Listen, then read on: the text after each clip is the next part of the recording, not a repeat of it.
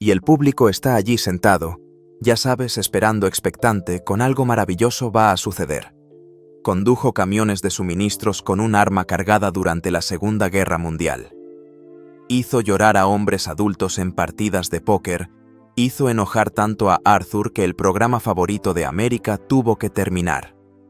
Esta no era la Betty White que creías conocer. Detrás de esa dulce sonrisa, había alguien que eligió su carrera antes que tener hijos, que apartó para siempre a sus familiares, que manipuló su imagen tan perfectamente que hasta sus compañeros de reparto se dejaron engañar. Su asistente acaba de revelar lo que Betty hacía realmente esos últimos días. Betty White nació el 17 de enero de 1922 en Oak Park, Illinois. Su padre, Horus Logan White, trabajaba para la Crouse-Hinds Electric Company, una empresa que estaba cambiando la forma de iluminar las ciudades estadounidenses. Cuando Betty tenía solo 2 años, la familia se trasladó a Los Ángeles. No fue solo una decisión familiar, era parte del gran empuje de Crouse-Hinds en la costa oeste durante el boom eléctrico de los años 20. Mientras la mayoría de las familias pasaban apuros por la Gran Depresión, los blancos vivían cómodamente gracias al papel ejecutivo de Horus. Llegaron a California justo cuando Hollywood se estaba convirtiendo en la capital mundial del cine. Resulta extraño pensar que Betty, que un día se convertiría en un icono de la televisión, se criara en un hogar impulsado por una de las principales empresas de iluminación de Estados Unidos. Esa misma empresa, que ahora forma parte de Eaton Corporation, sigue ayudando a iluminar las ciudades hoy en día. Cuando llegó al instituto, Betty ya estaba al mando. En el Instituto Beverly Hills, en 1939, no solo actuó en la obra de graduación, la reescribió, la dirigió, la protagonizó y asignó papeles como un general dando órdenes. Sus compañeros de clase la llamaban en broma la pequeña Napoleón. La obra, una aguda comedia que se burla de Hollywood, conmocionó al público. Algunas estrellas de Hollywood estaban allí y se vieron asadas en el escenario. El periódico local calificó la actuación de Betty de inquietantemente madura. Ella solo tenía 17 años, pero ya no tenía miedo de llamar a la gente poderosa con humor. Solo 2 años más tarde, cuando estalló la Segunda Guerra Mundial, Betty no se quedó de brazos cruzados. Se unió a los servicios voluntarios de mujeres estadounidenses y condujo camiones de suministros por zonas difíciles de Santa Mónica y Hollywood. Llevaba 19 años sola por la noche con caramelos, cigarrillos e incluso un revólver del 38 cargado. Recorrió más de 15.000 millas en servicio y no tuvo miedo de enfrentarse a soldados borrachos o agresivos. En un incidente apartó físicamente a un hombre de un voluntario más joven. La imagen dulce de Betty llegó años más tarde, pero ese lado duro y valiente siempre estuvo ahí. Había aprendido a manejar situaciones peligrosas con confianza y calma. Esa confianza se formó en parte por su herencia. Su madre, Christine, era de ascendencia mixta griega, danesa, inglesa y galesa. La familia griega de Christine había escapado de la pobreza en Tesalónica en 1898 y se instaló en la ciudad griega de Chicago. De sus raíces griegas, Betty heredó el sentido del drama y un ingenio agudo. La influencia danesa la hizo práctica y con los pies en la tierra.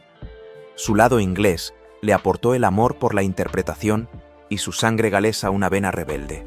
Betty admitió en una ocasión que a menudo tenía la sensación de interpretar diferentes versiones de sí misma dependiendo del escenario. Una prueba de ADN realizada en 2010 reveló que su ascendencia era inglesa en un 31%, danesa en un 28%, griega en un 23% y galesa en un 18%. Una mezcla que parecía encajar a la perfección con su impredecible personalidad. Antes de que la mayoría de los estadounidenses hubieran visto un televisor, Betty ya estaba en él. En 1939, con solo 17 años, apareció en una emisión experimental de televisión en Los Ángeles. Llegó a unos 300 hogares. Ni siquiera se suponía que actuara. Solo estaba apoyando a una amiga que se echó atrás en el último minuto. Betty intervino y cantó en el buen barco Lollipop. Un crítico describió su actuación como sorprendentemente sofisticada, La grabación del Kinescope se quemó en un incendio en 1971, pero el momento fue real. Betty había entrado en la historia de la televisión antes incluso de que hubiera empezado. La vida amorosa de Betty, sin embargo, empezó con caos. En 1945 se casó con el piloto de las Fuerzas Aéreas, Dick Barker. Pero esto no fue una historia de amor. Fue una decisión física contundente. En sus palabras, queríamos dormir juntos. Duró solo 6 meses. Tras dejar el ejército, Barker trasladó a Betty a la granja avícola de su familia en Ohio. Ella lo odiaba. Se esperaba que matara pollos para la cena. Como amante de los animales de toda la vida, ella dijo, «De ninguna manera». Se divorciaron el mismo año que se casaron. Su siguiente matrimonio no fue mucho mejor. En 1947 se casó con Lane Allen, un agente de Hollywood. Pero cuando él le pidió que dejara de actuar y formara una familia, ella lo dejó. Ella no quería hijos, ella quería una carrera. El divorcio se produjo en 1949, el mismo año en que consiguió su primera gran oportunidad en televisión. Ese momento no fue accidental. Se unió a Hollywood en la televisión en 1949. Al principio haciendo de ayudante del presentador Al Jarvis. El programa se emitía 5 horas al día, 6 días a la semana. La mayoría de los hombres no podían soportar la rutina.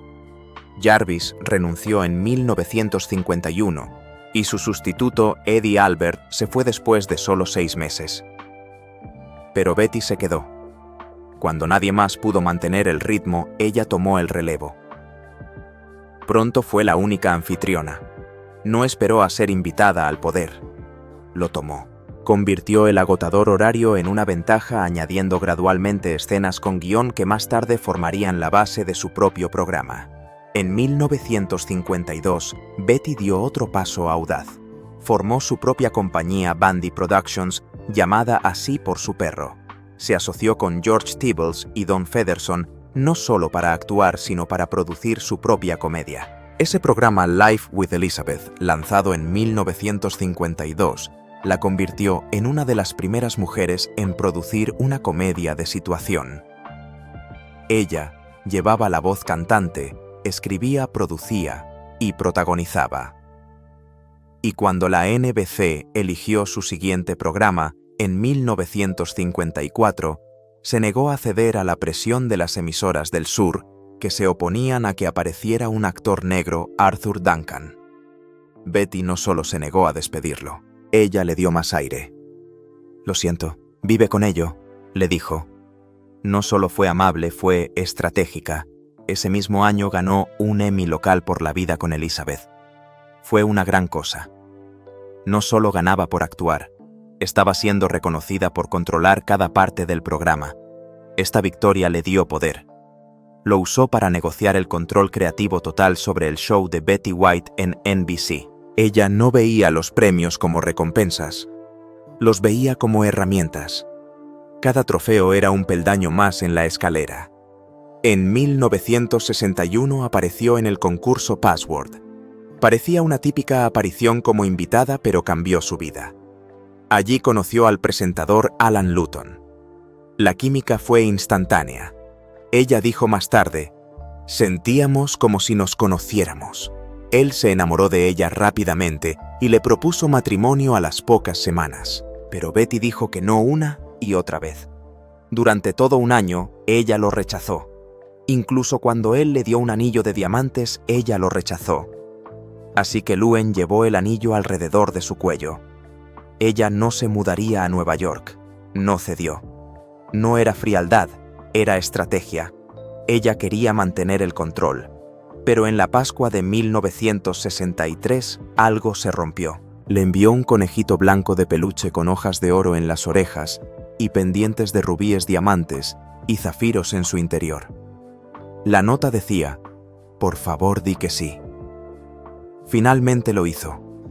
Años después dijo que era lo que más lamentaba, no haber dicho que sí antes. Pero la espera dio lugar a un matrimonio de 18 años que duró hasta la muerte de él, en 1981. Bajo esa sonrisa amable, había alguien sorprendentemente competitivo. Sus amigos la conocían durante sus noches de póker. Le encantaba un juego llamado Screw Thy Neighbor, un despiadado juego de cartas en el que los jugadores trataban de clavarse los unos a los otros manos malas. Betty prosperaba en él. Había un trofeo, una copa de latón grabada con Pico Poker Club. El que ganaba se la quedaba hasta la siguiente partida. Pero si se olvidaban de devolverlo, la pena era de $2000 o la muerte, lo que fuera más apropiado. Esa era la regla de Betty. Era divertido, pero también demostraba que jugaba para ganar y que no le importaba usar la intimidación, todo ello actuando con dulzura. Como a menudo podía elegir el juego, elegía su versión favorita, en la que tenía las de ganar. La verdadera Betty no solo jugaba a las cartas, jugaba con la gente y ganaba. Incluso su boda se convirtió en un movimiento estratégico. Betty y Alan no tuvieron luna de miel. Él tenía que volver al trabajo en Password, pero Betty se aseguró de que su boda siguiera siendo noticia. Tiró de una cuerda que nadie más pudo. Jack Paar, el legendario presentador del Tonight Show, siempre se había negado a aparecer en Password. Nunca dijo que sí hasta que Betty se lo pidió. Vino como regalo de boda una sola vez, solo para ellos. No fue solo sentimental, fue inteligente. Las audiencias se dispararon. Los televidentes sintonizaron. Y Betty demostró de nuevo que tenía el tipo de influencia que hacía que las cosas sucedieran en Hollywood. Ese tipo de influencia no era suerte. En 1983, Betty se convirtió en la primera mujer en ganar un Emmy a la mejor presentadora de un concurso. Superó a Dick Clark y Richard Dawson. Y lo hizo con un programa que solo duró 65 episodios, Just Men. Se emitió del 3 de enero al 1 de abril, solo 3 meses. Pero eso es todo lo que Betty necesitaba. El formato era perfecto para ella. 2 mujeres tenían que predecir cómo 7 celebridades masculinas responderían sí o no a las preguntas. El ingenio y la agudeza de Betty llevaron el programa a pesar de que se emitía en una franja horrenda de mediodía, cuando la mayoría de los espectadores estaban viendo las noticias. Lo hizo funcionar. Obtuvo otra nominación en 1984, pero incluso ese programa de corta duración ya había hecho historia. 10 años antes, casi se pierde uno de sus papeles más importantes. En 1973, el show de Mary Tyler Moore necesitaba un nuevo personaje para el episodio número 73. El guión la describía como una dulzura asquerosa tipo Betty White. Los productores estaban nerviosos. Betty ya era amiga íntima de Mary Tyler Moore y su marido Grant Tinker. Y si ella audicionaba y no era la indicada, sería incómodo. Pero la directora de casting, Ethel Want, no lo pensó demasiado. Simplemente llamó a Betty. Esa llamada se convirtió en uno de los personajes más emblemáticos de la serie Sue Ann and Ben. Su primera aparición iba a ser una excepción. Pero después de la grabación, James L. Brooks la apartó y le dijo: «No hagas demasiados planes». Él lo sabía. Todos sabían que Betty lo había clavado. Swan no era solo otro papel, era un espejo, uno que Betty elaboró cuidadosamente. En la pantalla, Swan era la perfecta ama de casa, presentadora de segmentos como Un saludo a la fruta y ¿Qué es todo este alboroto sobre la hambruna? Pero en el fondo estaba obsesionada con los hombres, era sarcástica y fría. Betty dijo una vez: «No puedes estar más podrida que la ñomaníaca del vecindario». Se metió en el papel, lo interpretaba con capas. El público se reía, pero también se retorcía, y eso es lo que hacía que funcionara. Swan no solo era divertida, era un comentario brillante envuelto en encanto. El papel de Betty no solo entretenía, le valió 2 Emmys consecutivos en 1975 y 1976 a la mejor actriz de reparto. Se unió al elenco principal en la 5ª temporada tras la marcha de Valerie Harper. El momento era perfecto. Betty se aseguró de que Swanee pudiera contar historias por sí misma. Incluso en la última temporada, cuando tenía menos tiempo en pantalla, fue nominada. Así de profunda era su implicación en el éxito de la serie. Pero no era solo talento, era política también. Construyó fuertes relaciones con los escritores, con los productores, y tuvo cuidado de nunca eclipsar a Mary Tyler Moore. Jugó a largo plazo en la pantalla y fuera de ella. Tras el final del show de Mary Tyler Moore, en 1977 Betty no desapareció. Apareció donde importaba. Sus apariciones en el show de Carol Burnett no eran al azar. Eran programadas, planeadas. Las usó para mantenerse en el candelero durante ese tiempo incierto entre papeles importantes. En un sketch de 1976 interpretó a la hermana snob de Eunice Ellen, sarcástica, fría, divertidísima. En otro interpretó a una anciana en una reunión universitaria demostrando que podía abarcar distintos rangos de edad. Estos papeles no eran solo para reírse. Eran jugadas de ajedrez en su carrera, cada una manteniéndola relevante. Cada uno la llevaba más cerca de las chicas de oro. Betty White y Rue Mlanahan debían interpretar papeles opuestos. Todo el mundo asumió que el director había cambiado de opinión en el último minuto. Eso no era verdad. Los productores en realidad querían a Betty como Blanche y a Rue como Rose. Tenía sentido. Betty ya había interpretado a la Sue Ann en Ben, hambrienta de hombres, mientras que Rue era conocida como la dulce amiga despistada de Ma. Pero entre bastidores Betty no estaba contenta. No quería interpretar a otro personaje seductor. Lo había hecho durante años. Quería algo nuevo. Así que presionó silenciosa pero eficazmente. Rue dijo más tarde que estaba encantada cuando el director le pidió que cambiara de papel durante su audición. Lo que no sabía era que Betty ya había hecho que sucediera. No fue al azar. Fue estratégico y cambió la televisión para siempre. Betty se convirtió en Rose ingenua, inocente y adorable, y el público la adoró. Ese papel le dio la libertad de remodelar su imagen, evitando al mismo tiempo una trampa que había arruinado a muchas actrices, quedarse atrapadas en el mismo tipo de personaje para siempre. Pero su influencia no se detuvo ahí. Las negociaciones salariales de la serie eran un campo de batalla. Bea Arthur era la que más ganaba al principio gracias a su éxito televisivo anterior. Pero Betty White no solo estaba contenta de estar en el programa, quería el control. Pidió igualdad salarial, créditos como productora e incluso poder opinar sobre cómo se escribía su personaje. En la última temporada, Rue ganaba más de $1 millón al año, lo que hoy serían entre 2,5 y 3 millones. Betty utilizó su temprana victoria en los Emmy en 1986 para conseguir más poder. Sabía cómo convertir la popularidad en dinero y funcionó. Después de que el programa terminó, la sindicación hizo a Betty más rica de lo que nadie esperaba. Los informes dicen que ganó alrededor de $3 millones al año por las reposiciones. Sus compañeros de reparto ganaron cantidades similares, pero su patrimonio sigue beneficiándose de las condiciones contractuales por las que luchó durante la serie.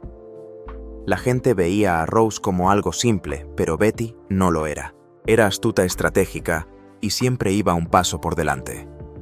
Rosenland era el saco de boxeo del programa. Dorothy insultaba su inteligencia. Blanche se burlaba de su despiste, pero los espectadores la adoraban, y eso no era por accidente. Betty dejaba que su personaje recibiera los golpes porque sabía que eso la hacía más simpática. Se convirtió en el corazón del programa. Mientras Bea Arthur se cansaba de las bromas sobre su aspecto y su vida amorosa, Betty se apoyaba en la inocencia bobalicona de Rose. Cuanto más se burlaban de Rose, más el público quería protegerla. Eso le dio poder a Betty, no solo en la pantalla, sino también en las reuniones de la historia. Sus ridículas historias de Saint Olaf se convirtieron en las favoritas de los fans. Eran citadas en todas partes. Haciéndose la desvalida, se volvió intocable. Pero todo ese poder tenía un precio. La verdadera razón por la que las chicas de oro terminaron no fue solo la marcha de Arthur. Fue la creciente tensión con Betty White. En 1992, las cosas entre bastidores se habían vuelto tóxicas. Las demandas de Betty habían crecido demasiado. Quería créditos como productora, la última palabra en las historias de Rose y más atención. Entre toma y toma, charlaba con el público, lo que se consideraba una falta de respeto, pero era un movimiento calculado. Betty usó esa conexión con los fans como palanca. Cuando terminó la temporada 7, Bea tuvo suficiente. No solo estaba cansada, estaba harta. Los guiones eran cada vez más débiles.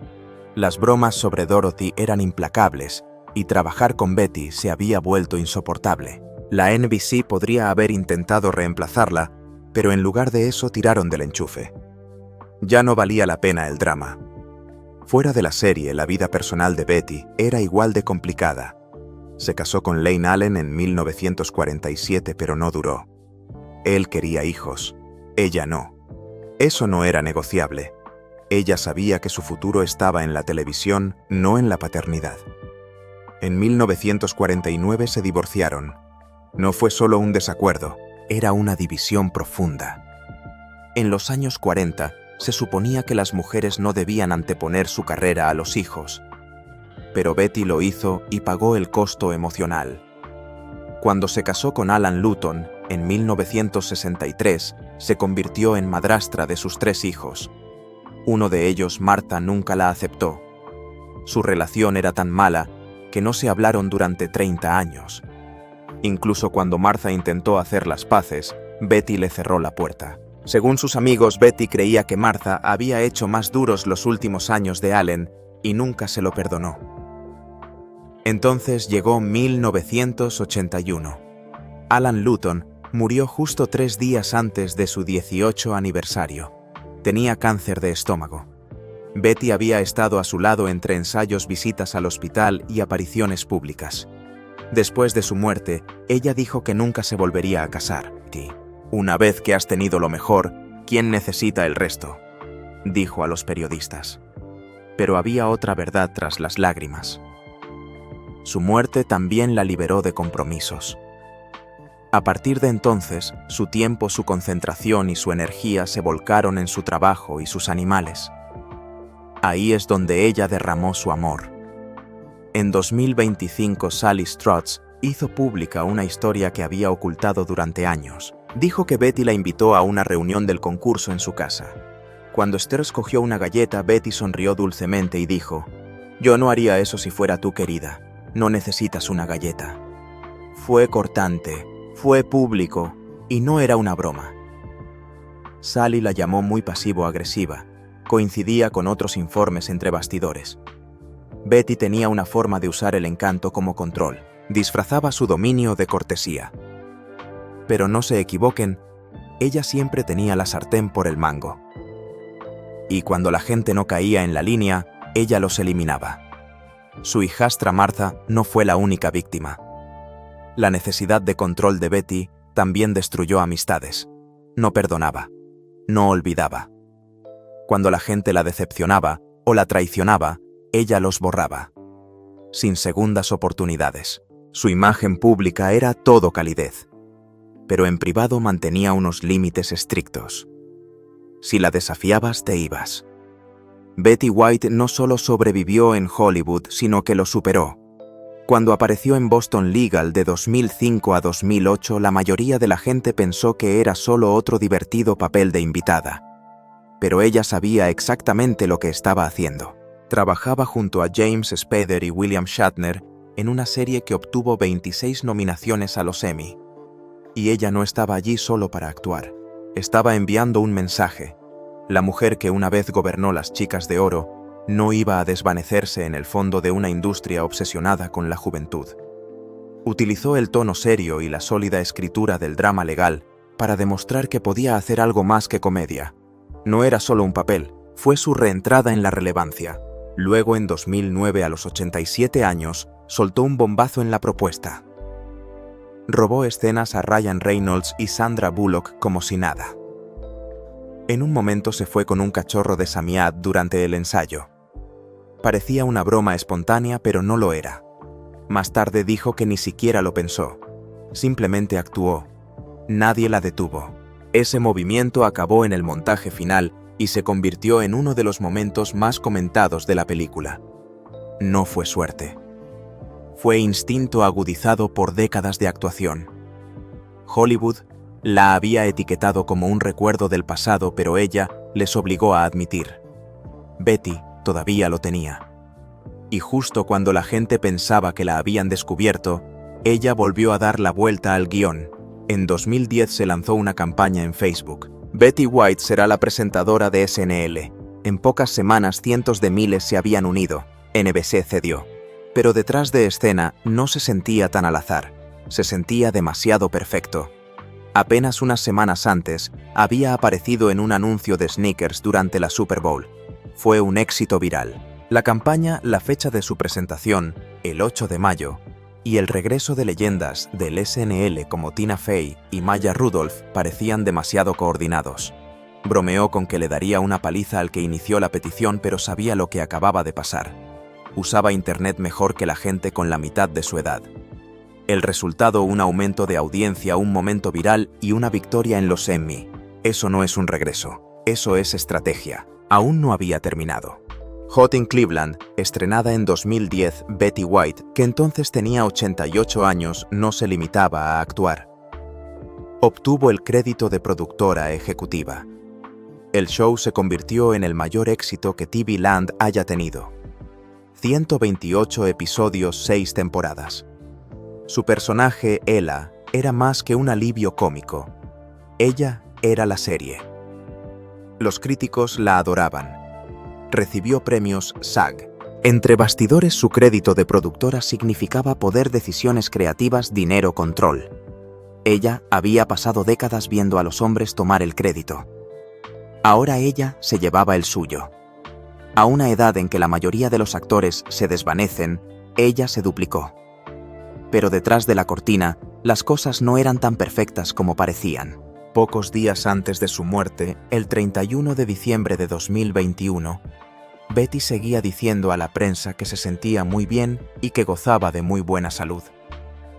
La verdad era otra. Tenía problemas de memoria, dificultades de movilidad, y rara vez salía de casa durante la pandemia, no solo por precaución, sino porque su cuerpo estaba fallando. Su asistente de muchos años, Kristen Nicholas, ayudó a mantener viva la imagen. Cada foto pública, cada mensaje, era cuidadosamente gestionado. Para el mundo, Betty todavía brillaba. En privado se desvanecía. Sus últimas palabras conmocionaron al mundo. Alan. La gente se desmayó ante la idea de que estaba llamando a su difunto marido Alan Luton. Pero sus allegados sabían que la verdad podía ser más pesada. Betty se había casado con Luton en 1963. Él murió de cáncer en 1981. Ella nunca volvió a casarse. Una vez dijo, «Cuando has tenido lo mejor, ¿quién necesita el resto?». Pero también había pasado años alejada de él, persiguiendo el trabajo, eligiendo la carrera, en lugar de pasar tiempo juntos, diciendo que su nombre podría no haber tenido que ver con el romance. Podría haber sido arrepentimiento. Luego vino el derrame cerebral. El día de Navidad de 2021. Betty sufrió un grave derrame cerebral. 6 días antes de morir, nunca fue anunciado. Su equipo no dijo nada. Apenas 5 días antes, había grabado el que sería su último mensaje en vídeo para sus fans, vestida de gala y sonriente, promocionando la celebración de su 100 cumpleaños. En su certificado de defunción, figuraba como causa el derrame cerebral. Después se mantuvo alerta y coherente, pero no hubo forma de salvarla. Su equipo protegió la imagen hasta el final. Lo que ocurrió después dejó a los fans divididos. Ya se había rodado un documental titulado Betty White, 100 años joven. Su mensaje final formaba parte de él. Después de su muerte, el equipo tenía una opción: cancelarlo o estrenarlo. Eligieron seguir adelante.